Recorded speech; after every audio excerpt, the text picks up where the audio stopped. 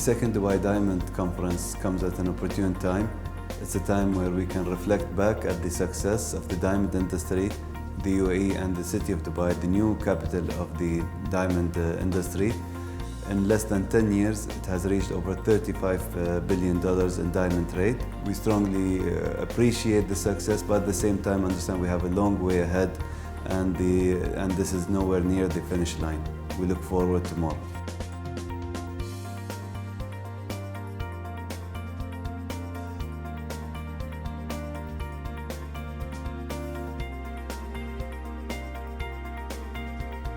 The Dubai Diamond Conference 2015 was a major success, and that for several reasons. We had, of course, the presence of all these African diamond producing countries, from the large mining companies, De Beers, Alrosa, Indiama, Ambada.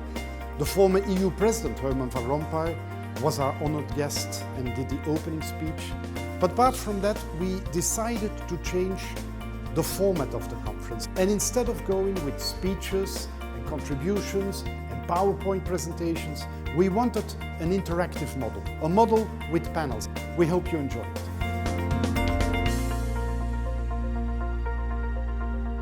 Do we have enough rules? Do we know how to be ethical? Yes, we do.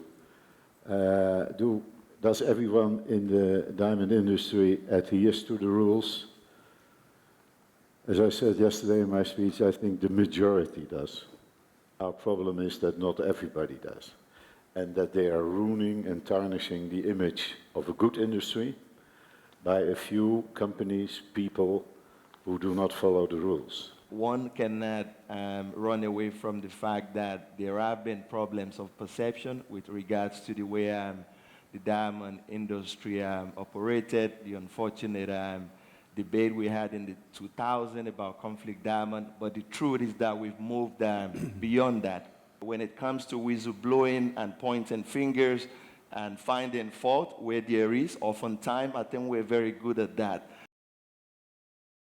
If today we go to Google, which we actually do every 5 minutes, and we put in the word diamond,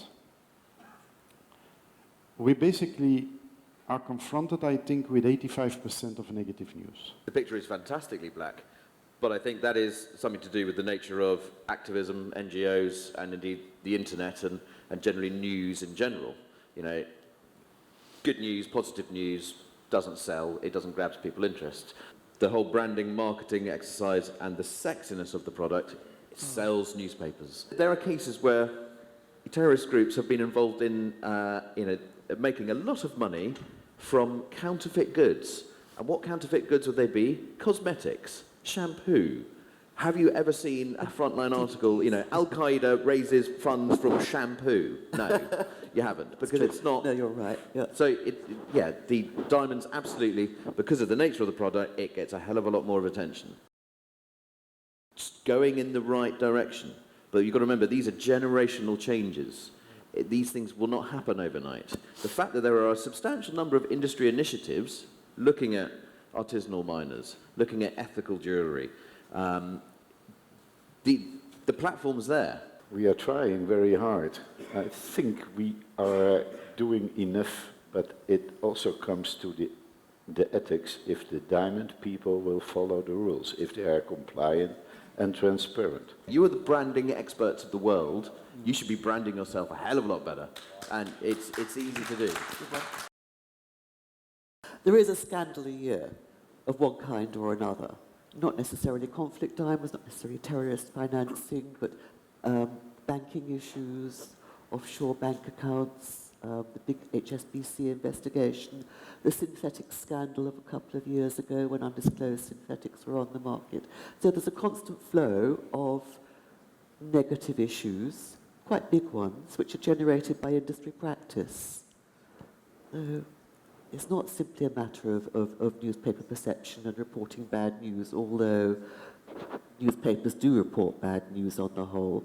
There are also issues within the industry and how it operates. The communities as well are raising questions around ethics in terms of conflicts, in terms of human rights violations, in terms of the labor standards at the mine, in terms of issues to do with relocation of communities, in terms of pollution of rivers or the environment. Those are critical issues that the diamond industry, in terms of ethics, has to critically look at. In terms of conflict diamonds, Central African Republic, Venezuela, I think what we have to take note of is the changing nature of conflict is quite important.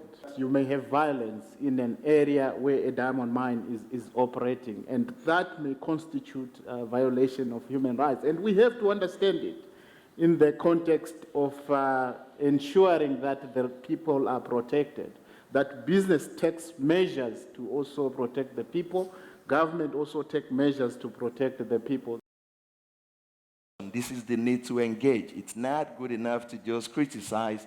You must always leave channels for communication and engagement. We must be willing to give credit where it's due and to embrace the industry and try and work together much more positively going forward. Basically, what you say is, I expect from civil society, from NGOs, to do more than just criticize, to shoot from the hip, but to engage in a more active way, solution forward. There is need for the three arms to try and collaborate where possible and share common views and common messages around improving the diamond sector.